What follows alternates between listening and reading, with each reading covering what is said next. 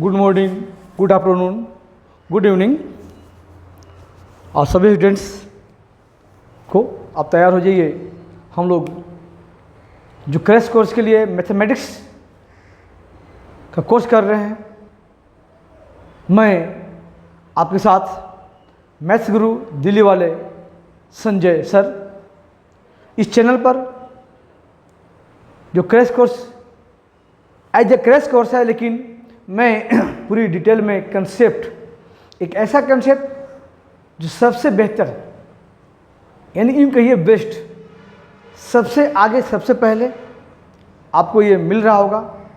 और जिस तरह से मैं आपको बताने की कोशिश कर रहा हूँ, हर टॉपिक को छेड़ते हुए, हर टॉपिक का खुद में अपने आप से बताते हुए, कि ताकि किसी भी बच्चे को, जो कमज़ोर से कमज़ोर बच्चे हैं, उनके मन में भी, या इंटेलिजेंट जो बच्चे हैं, मीडियम जो बच्चे हैं, कोई क्वेरी, कोई डाउट ना रह जाए। फिर भी मैं कहता हूँ, अगर डाउट रहता है तो आप ज़रूर मुझे कमेंट बॉक्स में आप मुझसे पूछ सकते हैं, बेहिचक, कोई हिचक नहीं होना चाहिए। तो ये हिंदी मीडियम और बिहार बोर्ड से, यानी बिहार बोर्ड और जितने भी हिंदी मीडियम और भी बोर्ड से, उनके लिए क्लास चलाई जाती है इस चैनल पर। क्योंकि पूरी डिटेल तो नहीं दे पाऊंगा मैं, क्योंकि क्रैश कोर्स है, इसको ध्यान हमें रखना पड़ता है। और इतने ही महीने में सारी, जो सितंबर में शुरू हुआ 1 तारीख से, उसमें हमने इसको बेड़ा पार करना है। फिर भी मैं कोशिश करता हूं कि आपको जो भी सिखाऊं, मैं हर पॉइंट को अच्छी तरह से, क्योंकि मैं आप देख रहे हैं कि मैं कंसेप्ट, सिर्फ कंसेप्ट देने की कोशिश कर रहा हूं कि हर टॉपिक पर ऐसा कंसेप्ट दे दूं कि ताकि मेरा कंसेप्ट को लेकर किसी भी बुक का NCERT या कोई भी RT का मतलब कोई भी बुक हो, RS हो, RD हो, कैसी सी ना हो, भारतीय भवन हो, PK, अगर कोई भी अन्य, कोई गेस्ट पेपर, मॉडल पेपर, कोई भी बुक हो, उसका क्वेश्चन आपसे अछूता न रह जाए, आपसे बड़े प्यार से हो जाए। लेकिन मैं हमेशा कहता हूँ कि मेरे बताए हुए कदम पर आपको चलना होगा और प्रैक्टिस करना होगा। 2-4 क्वेश्चन, हर क्वेश्चन जो बताया हमने उस पर, तो आप गारंटी के साथ मैं कहूँगा, पूरी ठोक के मैं दावे के साथ कहना चाहता हूँ कि अगर आप मेरे साथ रहेंगे और मेरे बताए हुए रास्ते के अकॉर्डिंग आप पढ़ेंगे, तो आप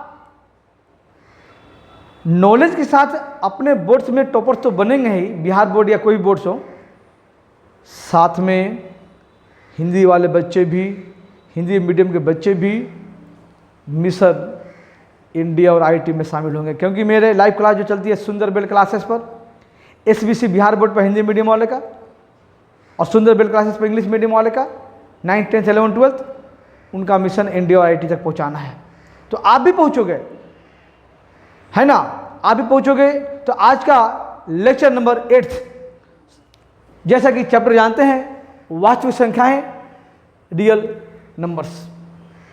जी सॉरी, लेक्चर नंबर 9 रहेगा, क्योंकि 8 लेक्चर में आपने देखा होगा कि अप्रमेय संख्याएं दी हुई थी, और अप्रमेय संख्या ही प्रूव करना है, सिद्ध करना है।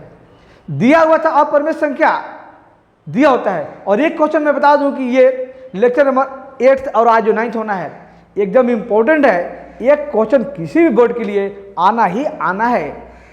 मुझे पता है बहुत बच्चे इसको रटते हैं। बुक का फॉर्मेट, या कोई टीचर बुक के फॉर्मेट या किसी का फॉर्मेट लिखवा दिया, टीचर भी लिखवा देते हैं और उसको रटते हैं। रटना नहीं बाबू, अपने भाषा में मैंने सिखाया है। आप कुछ नहीं, लेक्चर 8 देख लीजिएगा इत्मीनान से, करीबन आधे घंटा का है वो, और ये 9th देख लीजिएगा। हर एक क्वेश्चन ठोक के कीजिएगा, डंके के चोट पर आप कीजिएगा, बहुत प्यार से। जो किसी ने 5 मिनट करता होगा, तो आप प्यार से 2 से 2.5 मिनट में, 2 मिनट में कर लोगे। जितने ज़्यादा प्रैक्टिस करोगे, उतने कम टाइम में आप इसको। तो आइए, आज मैं जो बताने वाला हूँ कंबाइंड क्वेश्चंस। कंबाइंड का मतलब मेरा है कि जिसमें रियल नंबर्स भी, सॉरी, जिसमें परमेय संख्या भी होगा और अप्रमेय संख्या भी साथ में होंगे। या तो वो दोनों गुणनफल में हो, मल्टीप्लाई में हो, या फिर भाग में हो, यानी बट्टे में हो, या फिर प्लस या माइनस में होगा। ये कंबाइंड करने का, मैं कंबाइंड है ये कहने का मेरा तात्पर्य ये था। तो आइए, अभी हमने क्वेश्चन भी लिखा हुआ है, और सेकंड, यानी लेक्चर नंबर 8 में क्वेश्चन हमने सेकंड लिखा हुआ था। तो आप ये मत मिलाएंगे सर उसमें क्या क्वेश्चन लिखे, इसमें क्या लिखे। बाबू क्वेश्चन मैं अपने मन से लिखता हूँ, कोई बुक से नहीं लिया हूँ। तो आप ऐसे में तो बहुत सारे 100-200 क्वेश्चन लिख सकता हूँ मैं, तो इसलिए वो क्वेश्चन एक क्वेश्चन मिलाएगा नहीं, है ना। बट मैंने बताया कि ऐसा फॉर्मेट में क्वेश्चन आते हैं।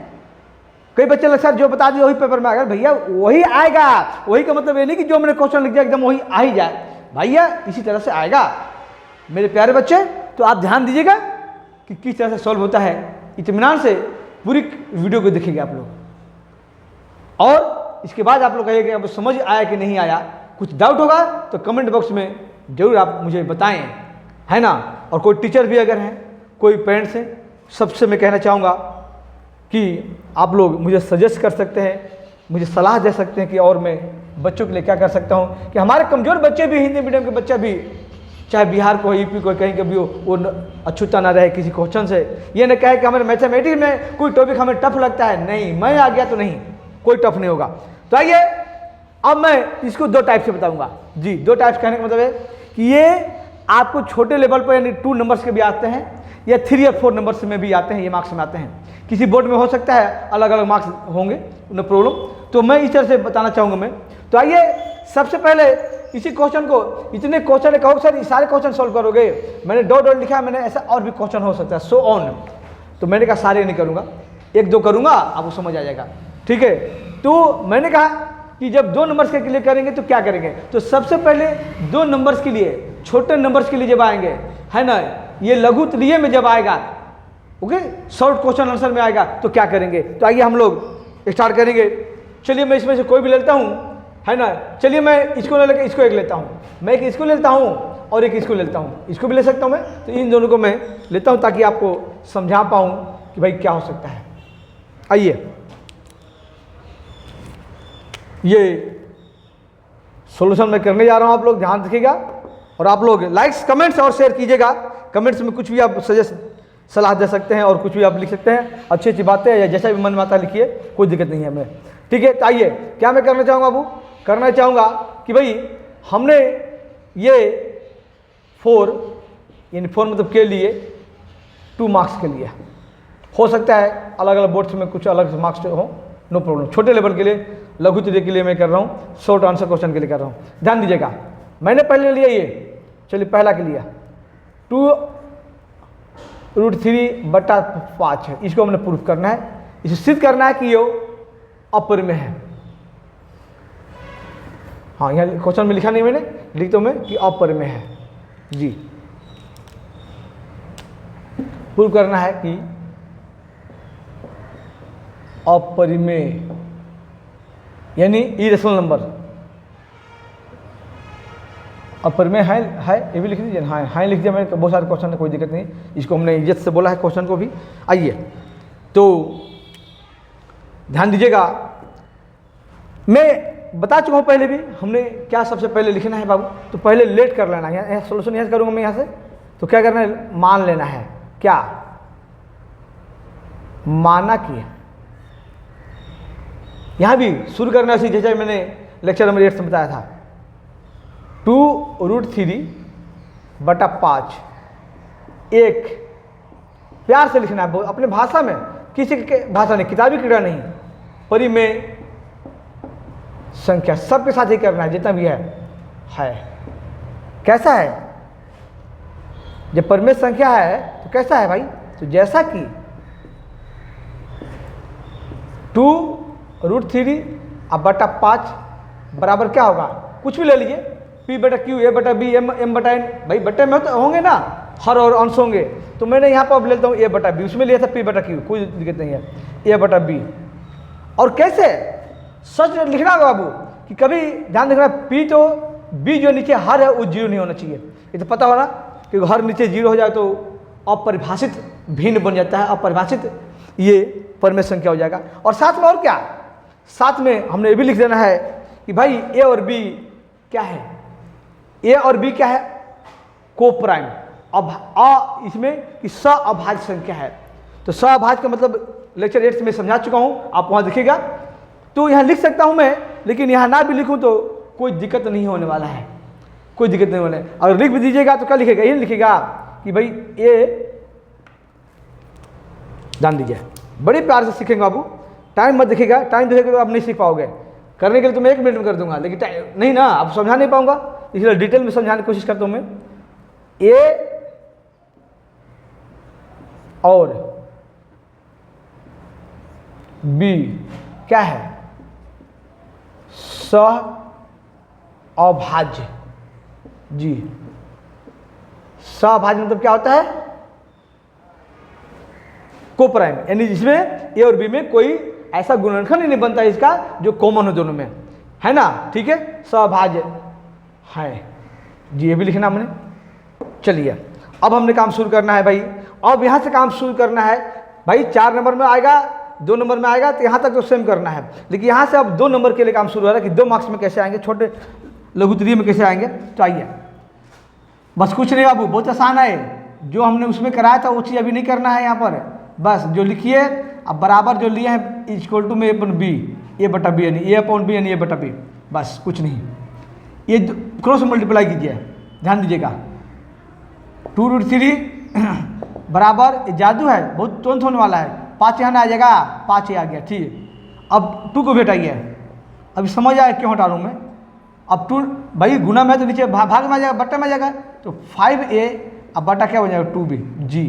बस यहीं तक खेल करना है हमने, अब यहीं तक खेल करना। अब इसका रिजल्ट आएगा, देखिए मैंने इसको घेर दिया। आप पेपर में एग्जाम्स में या बोर्ड एग्जाम्स में भी ऐसा कर सकते हैं, अच्छी बात होता है, गलत बात नहीं, तो ध्यान रखिएगा। अंडरलाइन कुछ घेर के, ताकि जो ऑब्जर्वर हैं जो चेक करते हैं, है ना, उनको एग्जामिनर को फटाफट चेकर को पता चल जाए कि हाँ यहाँ मेन टॉपिक है। तो आइए हमने देखिए अब क्या करना है। मुझे लेक्चर 8 में जो बताया था मैंने, √3 को रूट हटाने के लिए हमने दोनों तरफ वर्क करने की जरूरत पड़ी थी, यहाँ नहीं करेंगे, 2 मार्क्स में नहीं करेंगे। तो क्या करेंगे भाई, एक बात और लिख दूँ मैं, एक बात और लिख दूँ मैं कि कभी कभी लिख देता है क्वेश्चन में, सुनिएगा एक बार, कभी कभी क्वेश्चन में ये भी लिख देता है, मैंने देखा इस बार भी हाफ ईयरली में क्वेश्चन ऐसा आया है, कभी कभी लिख देता है कि जैसे √3 इसमें था ना, यहाँ पर है, यहाँ पर है, √2 है, इधर कुछ और है, √7 हो सकता है, √11 कुछ भी लिख देगा अलग से कि भाई ये प्रूव कीजिए कि अपरिमेय संख्या है, जबकि √3 अपरिमेय है, दिया होगा कि √3 अपरिमेय है जी, लिखता है अलग से कि √3 अपरिमेय है, तो समझ लीजिएगा ये क्वेश्चन हमेशा अपरिमेय यानी लघुत्तरीय में होगा, ये लघुत्तरीय में ही होगा, ये लॉन्ग में नहीं होगा दिया हुआ, शॉर्ट क्वेश्चन होंगे ये, ठीक है। कभी कभी लिखता है, नहीं लिखा है कोई लिख दे तो भी यही करेंगे, और नहीं लिखा तो भी यही करेंगे जो मैं करने जा रहा हूँ। आइए तो अब देखिएगा मैं क्या करूँगा भाई, अब लिखना कुछ बातें हैं, लिखना हमें।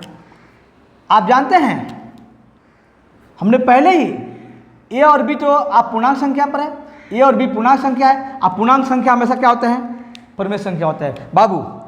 5 भी पूर्णांक संख्या, 2 भी पूर्णांक संख्या है, तो लिखिएगा यहाँ पर, देखिए a, b, 2, 5 क्या है जी, पूर्णांक संख्याएं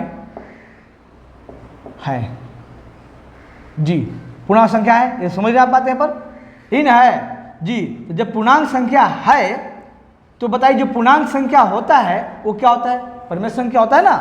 पूर्णांक संख्याएं हमेशा परिमेय संख्या होता है, क्योंकि पूर्णांक संख्याएं या प्रकृत संख्या या पूर्ण संख्याएं अपरिमेय संख्या नहीं होता, इरेशनल नंबर नहीं होता है ना। पूर्णांक संख्याएं परिमेय संख्या लिख देंगे हम लोग। तो आइए मैं एक लाइन लिखता हूं पर, इसलिए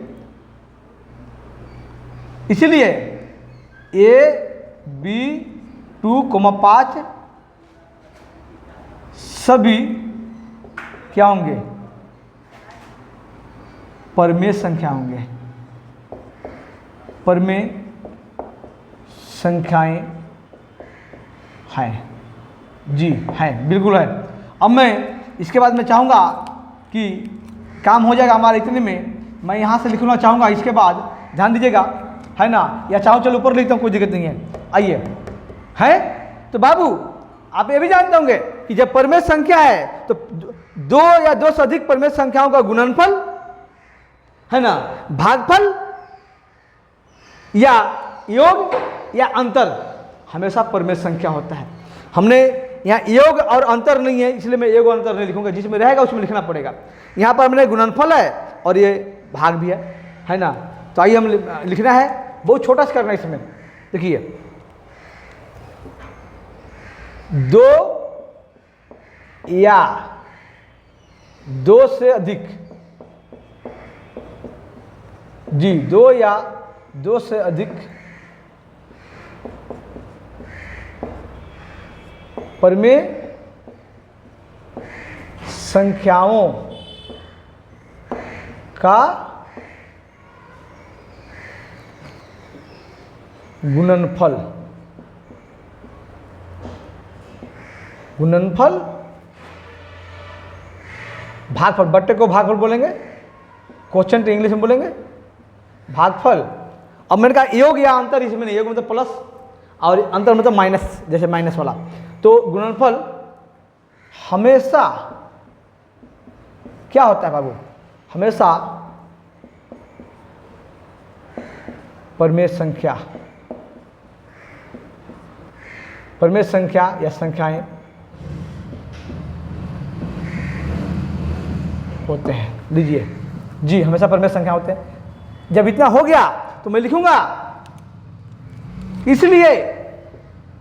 इसलिए क्या 5a बटा 2b, ये वाला 5a बटा 2b एक परमेय संख्या है। सीधा है लिख दीजिए बाबू, है तो बिल्कुल है। जब है, अब ये इक्वल टू में ना, राइट में जब परमेय संख्या, तो लेफ्ट में भी तो है ना, लेफ्ट में बाएं पक्ष में भी तो परमेय संख्या होनी चाहिए, √3 परमेय संख्या होना चाहिए ना, है ना। तो लिखेंगे हम लोग यहां पर, तो √3 भी बड़े प्यार से लिखना अपने भाषा में, है ना, किताबों का भाषा नहीं, जो लंबी लंबी फेंके हुए रहता किताब में, टफ मुश्किल भाषा शब्द। √3 भी एक परमेय संख्या होंगे, है ना, √3 परमेय संख्या होंगे। लेकिन है ना, लेकिन अब लेकिन का मतलब क्या, परंतु, या परंतु लिख दीजिए, अच्छी होगा। परंतु हम जानते हैं कि √3 अपरमेय संख्या है, या फिर क्वेश्चन में दिया रहेगा अलग से कि √3, √5, √7 जो भी ऐसा है आएगा कि दिया रहेगा, लिखा रहेगा कि भाई ये अपरमेय संख्या, तो लिखेंगे यहाँ पर कि लेकिन ये दिया हुआ है कि √3 एक अपरमेय संख्या है, दिया रहेगा। तो नहीं दिया है तो हम लिखेंगे कि हम जानते हैं बाबू, नहीं दिया तो हम जानते हैं, दिया तो लिखेंगे दिया है। परंतु हम जानते हैं कि √3, मैं इसको घेरता हूं, ये जी √3 सदैव या हमेशा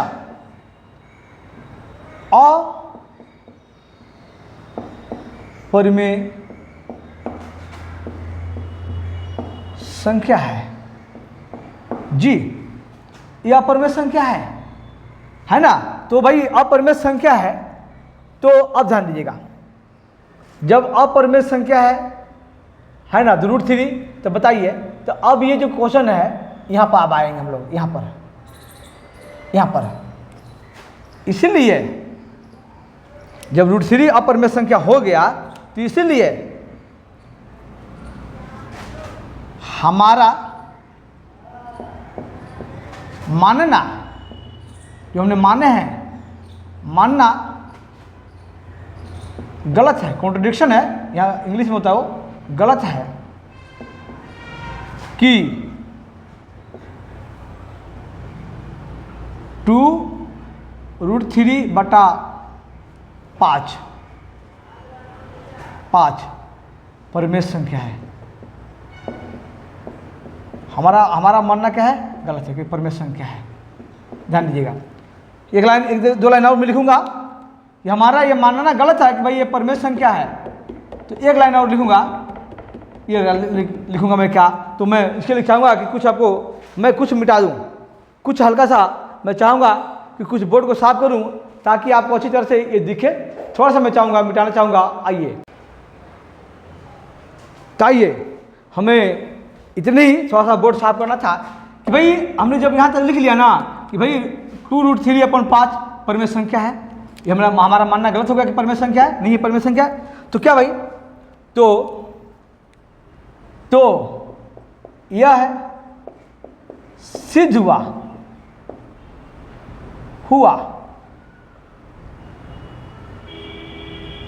यहां से अलग है बाबू, ध्यान दीजिएगा, ये हमने फिर यह स्टेप लिया, ये ऊपर था पहले, मिटा दिया हमने यहाँ पर। तो यह सिद्ध हुआ कि 2√3/5 क्या होगा, अपरिमेय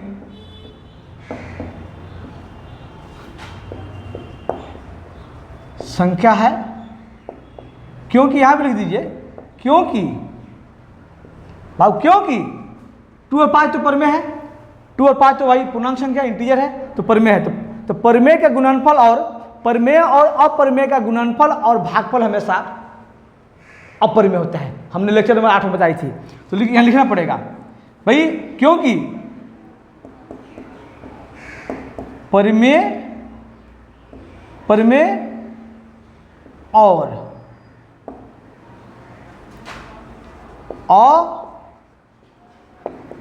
अपरिमेय संख्याओं का गुणनफल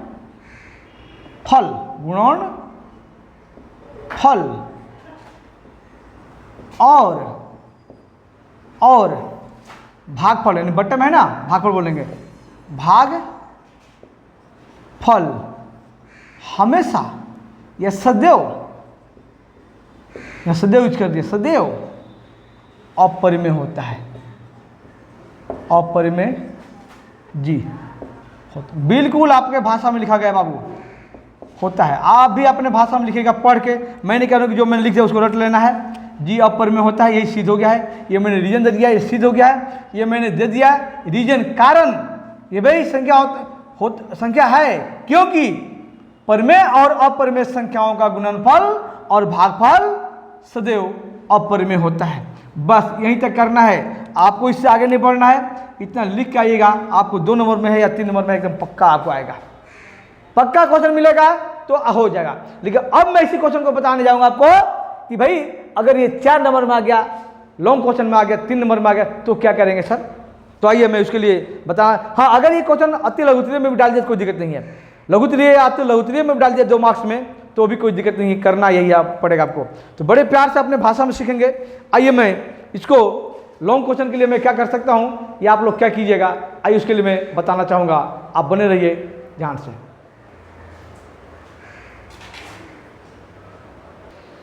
जी तो आइए हम लोग इसको कंटिन्यू करेंगे। और थोड़ा सा मैं ये चाहता हूँ आप लोगों को कि एक अगर प्लस माइनस में भी रहेगा तो आप अति लघुत्तरीय या लघुत्तरीय में जब 2 मार्क्स में आएंगे तो क्या करेंगे आप लोग, तो उसके लिए थोड़ा सा मैं बता देना चाहूँगा। ये मैं अभी लेता हूँ इसके लिए कि भाई हमारे पास है 5 हो, प्लस में हो या माइनस में हो, प्लस में हो या माइनस में हो, ऐसा इस क्वेश्चन को आप क्या करेंगे। तो देखिए एक बार मेरी बात समझ लीजिएगा ध्यान से। जैसा कि अभी क्वेश्चन में जो मैं लिखा है ना, लिखते हैं ना कि माना कि 5 + √3 या 5 - √3 एक परमेय संख्या है, जैसा कि है ना, मैं लिख रहा हूँ, सिर्फ आपको एक कंसेप्ट दे रहा हूँ, ध्यान दीजिए, कंसेप्ट दे रहा हूँ, मैं पूरा डिटेल नहीं लिख रहा हूँ आपको, यहाँ पर कंसेप्ट दे रहा हूँ। क्या, तो जैसा कि आप पहले लिखते हैं बाबू, जैसा कि जो लाइन बोलो उसके बाद कि 5, अगर चलो एक लेता हूँ मैं, कोई प्लस लेता हूँ, चलिए 5 + √3 = a/b, यही ना है परमेय संख्या। सब कुछ यहाँ लिखते हैं बाबू, सब लिखना है आपको, b does not equal to 0 नहीं होनी चाहिए, और ये हाँ यहाँ लिख दीजिए, अच्छा नीचे लिख दो, चाहे वहीं लिख दो, कोई दिक्कत नहीं है कि भाई ये ना भी लिखे तो काम चलेगा इसमें 2 मार्क्स वाले में। ए और बी सहभाज्य, इस लाइन को नहीं भी लिखा जाए कोई दिक्कत नहीं, मैंने पीछे भी बोला था अभी सभाज्य है। चलिए ध्यान दीजिएगा। तो मैंने कहा क्या करना है जब सोल्व करेंगे, तो 5 +√3 इक्वल टू a/b, यही ना है। बस 5 को अलग कर लीजिए, तो √3 यहीं छोड़ दीजिए। देखिए ध्यान दीजिएगा, ऐसे a/b अब -5 आ जाएगा, ही नहीं आएगा। आपका क्वेश्चन माइनस होता तो मैंने कहा माइनस यहाँ रहेगा अभी, -√3 इक्वल टू a/b। पहले इसको एलसीएम ले लेंगे, फिर माइनस को हटाएंगे जरूर, तो इसको एलसीएम ले लीजिएगा। तो क्या होगा, a - 5 अपॉन में क्या b रहेगा, यही रहेगा ना। और यहाँ -√3 होता तो माइनस इधर लाते तो ये माइनस बन जाएगा a, और ये प्लस बन जाएगा, कोई बात नहीं है जी, ये बच गया जी। ध्यान दीजिएगा, ध्यान देने की अति आवश्यक है, आप लोगों को ध्यान दीजिएगा, बस कुछ नहीं है ना। लोगों के लिए टफनेस बना होता है क्योंकि पढ़ते ठीक से नहीं है, या लोगों को बताया ठीक से नहीं आता, किताबी कीड़ा जैसा किताबों को छुपा दिया जाता है। इसलिए बच्चों को मोटे मोटे जो शब्द होते हैं उनके लिए डिफिकल्ट बनता है, उनको रटना पड़ता है। आइए, तो अब बस यहाँ से काम हो जाएगा। क्या लिखेंगे भाई, a, b, 5 पूर्णांक संख्याएं हैं, तो a, b, 5 क्या है, परमेय संख्या भी है। लिखना है लाइन को। अब आगे लिखेंगे कि 2 या 2 से अधिक, जैसे वहां लिखा था 2 या 2 से अधिक परमेय संख्याओं का अंतर, यहाँ अंतर है, अगर प्लस होता तो ये को लिखेंगे अंतर, और ये भागफल यानी बट्टा में है, भागफल हमेशा परमेय संख्या होता है। इसीलिए a - 5/b लाइट कट गई है, कोई बात नहीं है, a - 5/b एक परमेय संख्या है लिखे होंगे क्या है, एकदम है। तो √3 भी लिखना है, तो √3 भी परमेय संख्या होना चाहिए, है ना। अब यहां से लिखेंगे, इसके बाद लिखेंगे, अगर ये दिया होगा कि भाई √3 परमेय संख्या है तो लिखेंगे लेकिन दिया गया है कि √3 एक अपरमेय संख्या है, नहीं दिया तो लिखोगे लेकिन हम जानते हैं कि √3 सदैव अपरमेय संख्या है, इरेशनल नंबर है, इसीलिए, है ना। इसीलिए भाई जब अपरमेय संख्या है तो इसीलिए क्या कहेंगे, इसीलिए यहां पर आ जाएंगे कि 5 प्लस या माइनस वाला √3 हमेशा अपरमेय संख्या होगा। तो लिखोगे यह हमारा मानना, ये सिद्ध हुआ कि यह हमारा मानना एकदम गलत है कि ये 5 प्लस माइनस √3 ये परमेय संख्या है। लिखोगे फिर नीचे कि ये अपरमेय संख्या है, क्योंकि अभी लिख दोगे क्योंकि लास्ट में, क्योंकि परमेय संख्या और अपरमेय संख्या का योगफल अगर है या अंतर हमेशा या सदैव अपरमेय संख्या होता है। बस सिद्ध हो गया ये, ठीक है, ये लिख देना आपको। चलिए, तो हमने इसकी बात किया है, और अब मैं बात करना चाहूंगा कि भाई जब यही अगर ये लॉन्ग क्वेश्चन में आ गया 4 मार्क्स में या 3 मार्क्स में आ गया तो क्या करेंगे भाई। आइए, आपके सामने कंटिन्यू रहेगा क्लास। अभी देखिए, अब इसमें से कोई भी क्वेश्चन अगर लॉन्ग क्वेश्चन में आ गया, यहां तक ये √2 प्लस √3 में लिखा ना, ये बहुत इंपॉर्टेंट है। √3 प्लस √2 खुद यही जो लिखा गया है, कई बार CBSE हिंदी मीडियम वाले को भी आ चुका है, अलग अलग बोर्ड्स में, बिहार बोर्ड्स में भी आ चुका है जी। हाँ, √3 के जगह पर √5 कर लो, √7 कर, कोई दिक्कत नहीं है, कुछ और भी हो सकता है, लेकिन ये खुद आया हुआ है। हाँ, साथ में हो सकता है कि इसके साथ में कुछ और 2 लग गया और 3 लग गया, परमेय संख्या, नो प्रॉब्लम, अलग अलग टाइप के क्वेश्चन हो सकते हैं, है ना। कभी ये मत बोलिए कि सर आपने ये लिखा था तो ये नहीं है, मैंने कहा कुछ भी हो सकता है ऐसा। तो मैंने कहा करने का फॉर्मेटिक एक ही तरह से करेंगे सॉल्व। क्या लिखना है बाबू, अगर ये लॉन्ग क्वेश्चन में आ गया, और ये तो जब भी आएगा हमेशा लॉन्ग क्वेश्चन में आएगा, ध्यान रखना, ये हमेशा जब भी आएगा इस टाइप का अगर आ गया, दोनों ही अपर में है, तो हमेशा लॉन्ग क्वेश्चन में आएगा, 4 नंबर का हमेशा आएगा या 3 नंबर का आएगा हमेशा जी। तो क्या करेंगे भाई हम लोग, तो बाबू सुन लीजिए क्या करेंगे। आपको क्या करना है, ध्यान सुनिएगा मेरी बात को। जब ऐसा ये आपको 4 मार्क्स या 3 मार्क्स में आ गया, अगर इसके लिए कुछ नहीं करना है, कोई नया नहीं बताने जा रहा हूं आपको, घबराओ मत, मैं कुछ नया नहीं बताने जा रहा हूँ बाबू, जो करवा चुका हूँ ना उसी को आपको थोड़ा बताने जा रहा हूँ बस, कुछ अब नया नहीं करना है इसमें, कुछ नया नहीं, अपरिमेय संख्याओं पर कुछ भी नया नहीं करना है। तो आइए क्या करना है भाई, तो करना यह है कि यहाँ आपको √3 अगर है, √5 है, √2 है, √7 कुछ भी ऐसा है, या साथ में यहाँ लगा भी होगा सपोर्टेड 2√3 समथिंग कुछ लगा भी होगा तो भी कोई दिक्कत नहीं है। अगर यहाँ लगा है 2√3 तो भी 2 को छोड़ देना है, ये 3√3 लगा है तो भी छोड़ देना है, परिमेय संख्या लगा इसमें गुना में, चाहे बट्टे में लगा, भाग में, यहाँ पर सिर्फ इसके भाग में है, चाहे पूरे के भाग में है, पूरे के बट्टे में अगर ये लिखा है, अब बट्टा में 3 लिखा है, उसको छोड़ देना है। क्या करना है, √3 को सबसे पहले लेक्चर नंबर 8 में जो कराया था मैंने, लेक्चर नंबर 8 में जो कराया था √3 को, उस तरह से आपको लॉन्ग कट वाला याद है ना, लॉन्ग कट वाला लेक्चर नंबर 8 जो करीबन आधे घंटे की हमने वीडियो बता रखी है आपको। अब इसका मतलब ये नहीं कि आधे घंटे में सोल्व करोगे भैया, जब प्रैक्टिस कर लोगे प्यारे बच्चे तो 2 से 3 मिनट में आप खलास कर दोगे, यानी सोल्व कर लोगे। वो मैंने आपको समझाने के लिए टाइम लेता हूँ इतना, ठीक है। तो पहले √3 को उस टाइप से पहले कर देना है पूरा, ठीक है, कर लोगे आप लोग, लेक्चर 8 इसके लिए देखना पड़ेगा।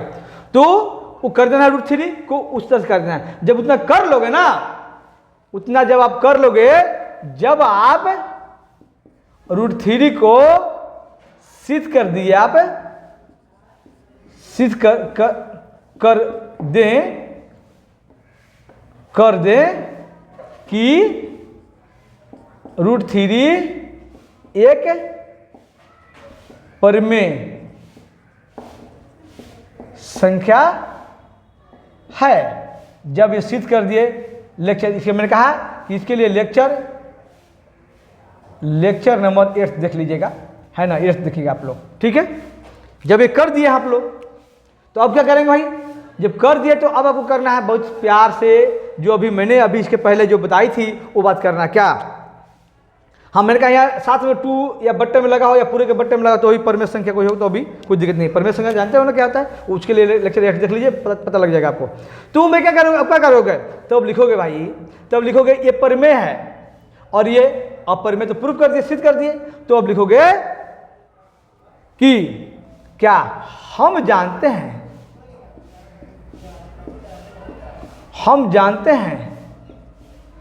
कि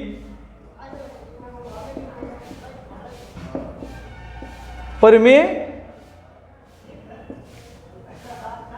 और अपरिमेय, √3 अपरिमेय है, अब सिद्ध कर दिए हैं बाबू, परिमेय और अपरिमेय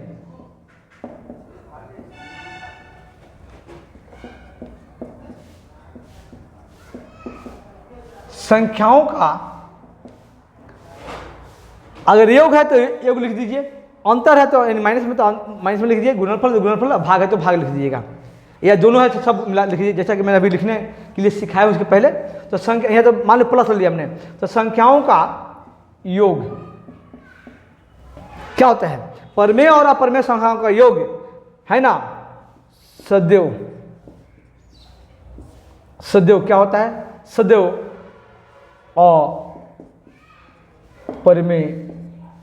अपरिमेय होता है, जी होता है ना। अतः लिखिएगा, अतः हमारा मानना गलत हुआ, है ना, इसलिए अतः हमारा मानना गलत हुआ, इसलिए 5 + √3 एक अपरिमेय संख्या है, सिद्ध हुआ, लिखिए नीचे सिद्ध हुआ, खत्म हो गया बाबू, बस इतना ही करना है। मैं लिखा नहीं, मैं बोल दिया हूँ, जो बोला हूँ लिख देना है, बस खत्म हो गया। मैं आपको अपरिमेय संख्या पर 1.3 के जितने भी क्वेश्चंस हैं उसका मैं कंसेप्ट दे चुका हूँ। आप NCERT प्लस 2-4 या 4-5 क्वेश्चन आप कर लीजिएगा, अलग अलग फॉर्मेट का जो बताया हूँ, जैसा कि प्रैक्टिस कर लीजिएगा, है ना। 2, 4, 5, 6 करोगे प्रैक्टिस तो आपको ये जो मैंने अपने शब्दों में आपके भाषा में जो आपको लिखने के लिए बताया मैंने, वो आपको लिखने आ जाएगा। फिर कोई बुक से मतलब नहीं, या कोई यूट्यूब या कोई और बताते हैं मोटे मोटे वर्ड जो शब्द लिखवाते हैं, बिल्कुल नहीं लिखना है, बिल्कुल नहीं लिखना है बाबू। आपको जिस तरह से बताया मैंने भाषा में। और मैंने कहा कि मेरा जो लिखते हैं उसको रट लो, रटना तो एकदम नहीं है। मेरे डिक्शनरी में रटना, मैथमेटिक्स को रटना एकदम नहीं है, लिखा नहीं कहीं है कि रटना है। आपको समझना है, हर टॉपिक को, हर चैप्टर को, किसी भी क्लास के बच्चा को रटना नहीं है। कोई फॉर्मूला भी नहीं रटना है बाबू, कोई फॉर्मूला किसी चैप्टर में बताओ वो भी नहीं रटना है।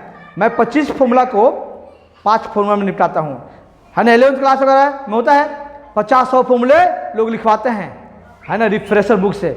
उसको मैं 5 में 10 में कन्वर्ट करता हूँ, और वो 10 फॉर्मूला ही, 5 फॉर्मूला ही 100 फॉर्मूला के बराबर होता है।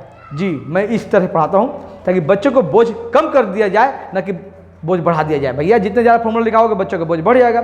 मैं फॉर्मूला बनाना सिखाता हूँ बच्चा, कि बच्चे जब इस क्वेश्चन में किसी में आएगा तो इस फॉर्मूला को ऑटोमेटिक आप 1 सेकंड में कैसे बना लोगे और कैसे इस्तेमाल कर दोगे। मैं ये सिखाया करता हूँ ना कि तोड़ तोड़ के 50 फॉर्मूला बना के बच्चों का बोझ बढ़ा दिया। ये गलत बात है, ये गलत बात है। बुक दिया तो आप ही कर दोगे। टीचर को मैं कहना चाहूँ, बुक दिया है 50 फॉर्मूले तो आप 50 फॉर्मूला लिखवाओगे? नहीं रे भैया, 50 को 5 में निपटा दीजिए ना, और सिखाइए, रास्ता दीजिए उनको रास्ता बताइए कि कैसे इस 5 फॉर्मूला जो लिखवाया हूँ कैसे 50 में कन्वर्ट करोगे, जहाँ पर जरूरत इसकी आएगी, और कैसे अप्लाई करेंगे क्वेश्चन में। तो ये सिखाने काम करता हूँ मैं। तो आइए हमारे साथ लगे रहिए। और इस वीडियो में मैं 1.3 क्वेश्चन खत्म कर चुका हूँ। अब इसका मतलब ये नहीं कि मैंने एनसीईआरटी का बुक यहाँ पर सारे क्वेश्चन कर दिया मैंने, या किसी बुक का क्वेश्चन कर दिया, ऐसा नहीं। मैंने आपको रास्ता बता रहा हूँ, कंसेप्ट बता रहा हूँ, आइडिया दे रहा हूँ, कैसे आपको सुलभ बनाया जाएगा। प्रैक्टिस करना आपका काम होगा, और दावे के साथ ऊपर तक जाओगे, मेरे साथ रहोगे तो। ठीक है, मैं वो टीचर नहीं कि मैं सब क्वेश्चन रट दूंगा तो क्रैश कोर्स करा दिया, चाहे लाइव क्लास में सब रट दिया, करवा दिया। लाइव क्लास में भी ऐसा नहीं करता मैं।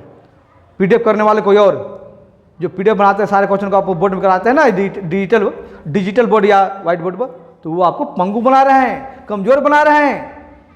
आपको चाह रहे हैं कि आप कमजोर ही रहिए, अब फिर दिखाएंगे हमारे चैनल से पढ़े हुए बच्चे इतने टॉपर्स आए हैं, है ना।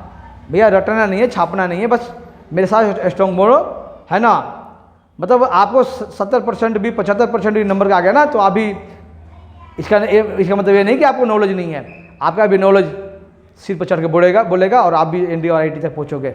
ठीक है, तो आइए इस क्लास को मैं ये ऑफ करना चाहूँगा। अगली वीडियो में 1.4 के लिए कंसेप्ट दूंगा। अगली वीडियो में एनसीईआरटी का 1.4 में क्या टॉपिक है उसके लिए कंसेप्ट दी जाएगी, वो नेक्स्ट वीडियो के। इस वीडियो को मैं लंबा नहीं करना चाहूँगा, इसलिए इस वीडियो को मैं ये रखना चाहूँगा। और आप लोगों को जय हिंद जय भारत बोलना चाहूँगा। और आप लोग हमेशा खुश रहें, स्वस्थ रहें, और मेरे साथ लगे रहें। लाइक्स, कमेंट्स और शेयर जरूर कीजिएगा। ओके, जय हिंद जय भारत।